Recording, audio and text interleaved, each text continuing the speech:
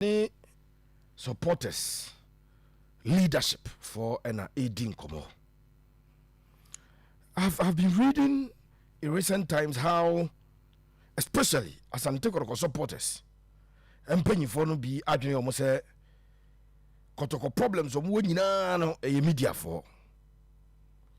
Now with your kind permission, me bo me aminua Alexander Menu Asante Kotoko Regional Secretary Council Chairman. Because Nancy Mitie no na or Opemso Radio na Alex Enzo Kunyakra na ye Jai Sports here. He has a certain feeling that Kotoko ya enye ye no Kotoko problems o nyina no eye ensentrofo. So Penya cannot sit here and say football in Ukraine, no. The problems Zuma. Centuroni Bianca on Centrofo Bianca. Minti Minkasa. Na the met mechanism of penny. Influencer and Centuroni about war a war. Club on our GF our institutions on. No question say Centuroni into me influence Cassia and chain or more yard. Pacho obi team ye pa. Yes, it is possible. And when you ask them, when you push them, yeah, want to be pinpoint to say, and yeah, person play, some play about it's one for the player. Rafa Jim, not the player, Coco to Corner has it does me when I got to player about General. Tiadia China, na Rafa better reduce, not the way you was in your papa. And then it is very easy for them to say okodoma unhobia okasa oka negative tiaduana eti ekumase de njoba dwom do ko land na obi okasa bia akaza ma asana na ana obi holland bia akaza okasa de matches menti o mase minimba bi free ba and chairman, this is a direct response to you because for you I've listened to you. But a dose bebre nan say Kotoko echo techiman. When chi sorry. And me aminia chairman solo. Any bro and a half and bro east I'm supporters na ono.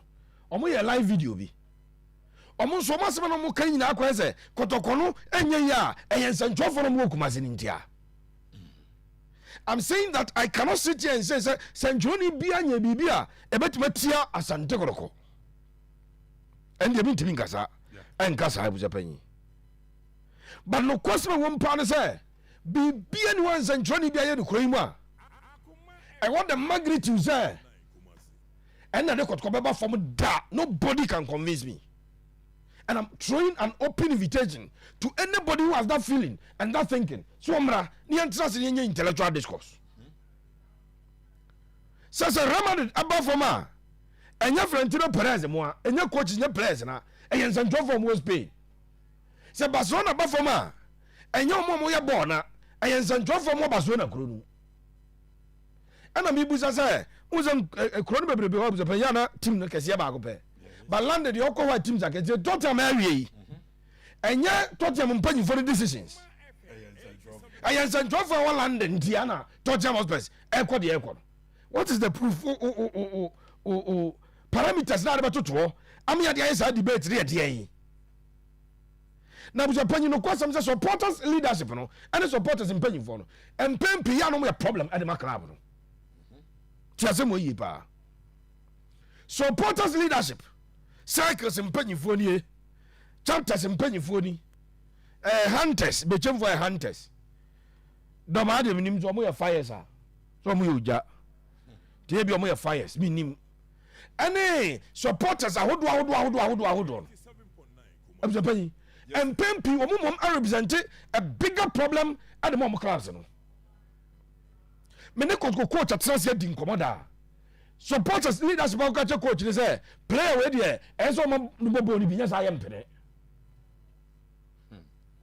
we are even abrebu zapani there been times a brass and Kotoko akọ doma any aduana akoba instead of Kotoko be fa kwa ye nyina yanim some of them Sunya road no ko fa brekum ufri brekum akatonie wo kwa krobi asa wo raf ye fa ni kufuo camp kroni di no kufuo camp observe yi wonam hwa no akopie ayi domano Kotoko supporters leadership mpanyimfo no ka kire dan coach maso kroni so mafa baabi na kwa mbefo so mbese aduana no ese team no ko fa fetanta ko fa gyinegyine koduru park kwa no so nwura gate mo hwiri ho mo sa the 10 players that start in the end Kotoko lose ye enye nsenchoni bia na makotoko ekofa sa kwa no mo nam so no Kotoko bus no da no sa tam no mato bus kama yi ekwa atwe na baba mia ba bi uza bus no spring ni mu etimi peja no mo pejam kakra na sa ya na bus ndie e na koduru do ma mom ko bobo sa yes sa Kotoko omo the 10 players bo 55 minutes Kotoko lost the game enye nsenchoni bia buza penyi Missy and Chai, I had a sit down chat with the Kotoko coach. I was saying, sometimes supporters say to you, because the player who has a bobo. But my example back up Japan. Kotoko Eko PMU Ewo was the first league game last season. The Amma Kotoko life at Obuasi affected Kotoko last season. Omani League in Namibia watch it out. First league game of the season. Okay. And Baba has posted you, we are two. Yenzi si adwuma Kotoko adapt your boase ana Kotoko kopie mu boase no mo ne young apostles as young apostles na ebo abuja yes sir ye bo game ni kakra na supporters mpanyimfo na ya to aba mo as circles mpanyimfo na chance say ball na esa samoti na duba mu esa ti na duba mu coach ni mpanasem ti na du coach ni mpanasem prosper asem na make yi Sama to the Kotoko per win. Someone tend to do a holding midfielder. Yes. On your attacking player. And I Kotoko per win to Kotoko near Brazil. Coach the attackers in Ebem. Almost the other thing to do them. Supporters and paying for the shares. You real match, no. Now Kotoko about draw. Sage me kai pam say Manuel last league goal sama Kotoko no. Steve was over no akaime. Obo drive bi na fair. Na Wednesday we mo kai. I'm Japan your bobo here no.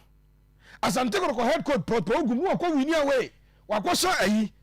Karela wa away wo na really gumu kai. Yeah. And one more home game. And I got about draw match week. Now I got second game of the season or third game. Now supporters ni huru no. All after the supporters na FS ka bi mu si nyai no mo ko book coach ni because some hotel do amobo ni bi. 87.9. Prosper ko postmatch no busa say my team wanted a win. I had attackers on the bench. You expected me to take off an attacker and bring in a holding midfielder. Now because the coach may have the minimum. And I'm here holding midfielder and the holding midfielder for bar. How is that going to impact on what I want to do to score and win? Supporters in paying for Japan. Young play and one park runner some and one way mobi and a coach no way mobi. And a coach you supporters in paying for. And now Steve Kasembi metrasi D and only means a basis. Nice one. Unim say Ralph said about 2 Kotoko for Bochana about 2 seasons. I know done a political tool. And who want more use supporters in paying for now. And a coach let's I don't know. I'm a catch supporters in paying for supporters in paying for. I'm a castle coach ready or teacher players. And a coach, you know, my boys raise school for the teacher. No, touch a place in the room. I'm Japan. Me, now, because of you can see culture supporters and pay for my dear say. And Sancho for say, at least I have given you instances. I mean, my dream. You could top players are because we are in Toy. You could for coach a chincha pay. When or Tia say, when you quiet drop me, when I say, and maybe my example back.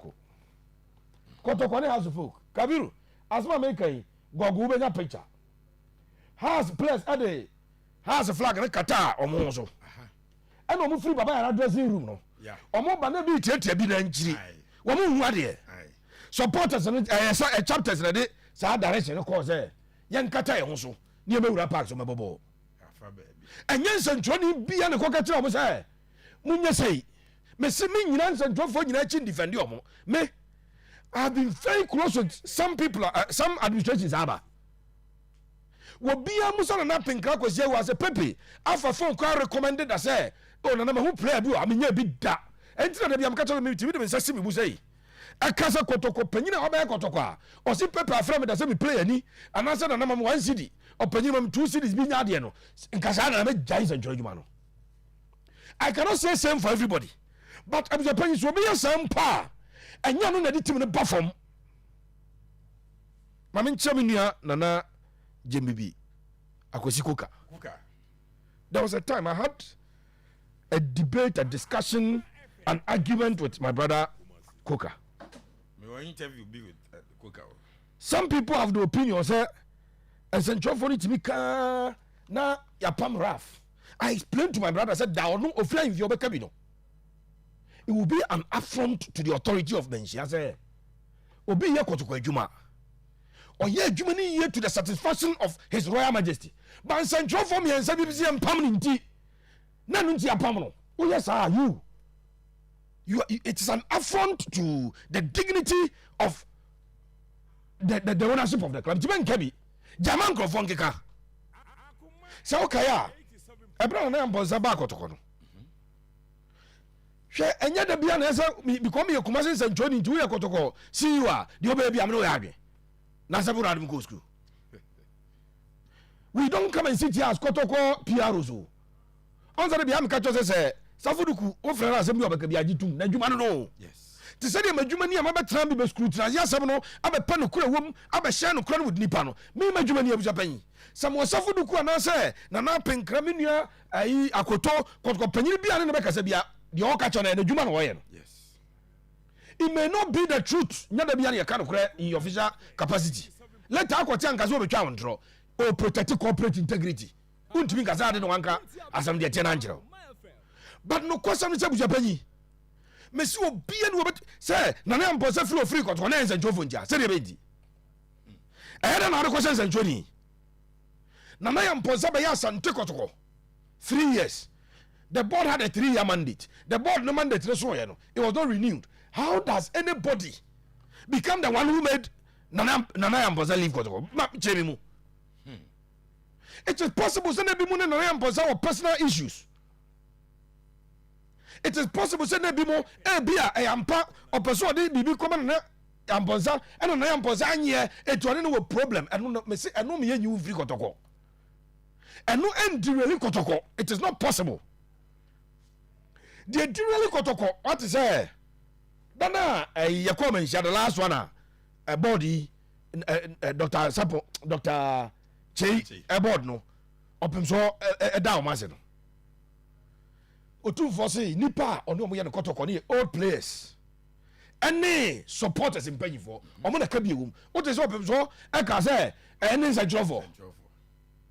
Na bu Japan dan kuma say central for e be so powerful say we can sit and say yampam we na ntini apam no. Say na Kotoko authority na be this job for them. It is not possible to not happen. And see never. Say if you the adwuma ma Raf or you adwuma to the satisfaction of Mensia to the satisfaction of the appointing authority. And as central for nyina say the oya nenye. Enu nti na the odi adwuma ma no feel satisfied with the performance na apam no. No. Me say I will not be hypocrite to sit here and say 20 bia enye bibia be affect Kotoko da me nka bi. Yes. But 20 bia no up to 3% influence in Kotoko's decision making when it comes to top level decisions. Now you see when you Kotoko ma. Now unkomo free is a job for her. You are still the one to be blamed. Yes, say the bus stops with you. You are the final authority. Yeah, mo kabro fubi kase bi wo management. Almost say delegation. You can delegate power, yes, but you cannot delegate responsibility. Sure. It is how they all say, you the Kotoko amount, you the house of folk amount, I see you. And now, for 4 years and 12 for being tea. Woman, a chance to play away, Kofa away. Now, this one, still the responsibility lies with you, not that you. It cannot be that the Central is more powerful than why did you Zano. It is always better when you have a cordial relationship with the media. And I will say it, omo ma ba Kotoko nyina abusua panyin. Some of the administrations, they choose their media house. We enye omo nyina wo nya say the whole central for nyina. Yeah. Dr. Kekes Pomenam Timinim Tama obey interview ni station crowd go interview also. Yeah. He had where he can walk to and go and do it. Now Pasaba is so no baby oko. Opokun tiba yo Kotoko general manager. No baby you feel safe to enter to go and do his interviews. Yeah. And yet the entire central for nyina say o ma gangi am say na posa the time ni on confirm ba trance 2 hours 3 hours o say yanto the man. So how do you turn around to blame everybody say in central for no kumase no? And then I want to demystify that myth. Say has a Kotoko and share baby kumase nyina duru no mo kasa asem no minua Alexander Manu Alex say Timo Mikrom se cheduma se FC ni ademamia. There are a lot of things about my trust se cheduma se FC aya. Radio stations se wo se cheduma se ne adwira nyina no. Omo complain. Uma de konja. Se cheduma se a localized community. Sure. Ye nyina ye nsom. How do you expect that baby a journalist ma rise through in Kumasi and in Krai? Oba transia. Kotoko se we plus 50 contract and no ye Kotoko sign 50 aba ye na chairman say wan gaza artist yes ubedi ho ya wo fie sense and for na mpa no ye egu tim na mpa. The fact of the matter is that Japan obi ode do ma kuro e compare Kumasi bia wonim de ho ye enya possible.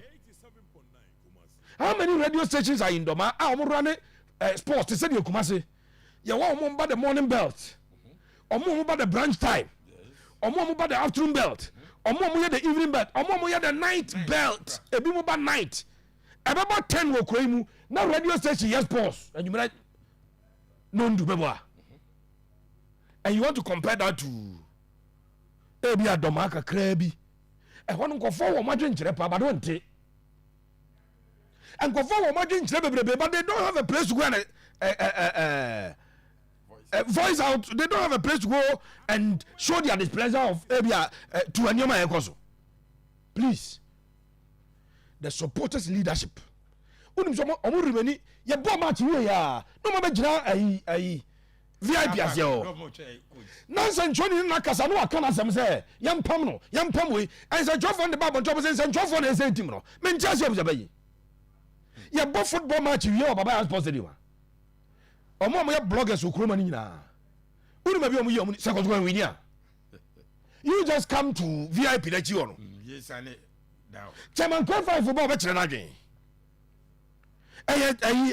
supporters leadership ya se me nua panyi chairman Benazil ba former NCC chairman be kire na dwen se Alex Manu ho be kire na dwen se kwa wan chairman jina omo nyina ho no mo kire kire omo adwene no Muya. Oh, we are not saying the beton from Mama. Also, St. Johnny, I say, Kotoko, St. Johnny, but I say, Kotoko. Mudia Mokabi, womb. You are sometimes called into conclave. We are to be from Motrazi. I thought to know what in it. Kotoko, all players association. None were yet leadership at Yama Kotoko. Make I swap him so as a medium Kotoko, Indian Kuana, as a Biaku and Nimas, yeah, and no matter, no, 2 for 30 so redo guy. Amount of 5 where your income expected and my you just said that but the car way there say see no car cause you apply na hope no cause kwesi ti say see ko 50 billion and you go to clear cano and so crown to before from ba me team no ba na media man no I don't know in Sanjoni old place ne now so go old place cano clear who my din zito ba ye so now kai sa man prosper no now say me poor match na me per news now more Kotoko.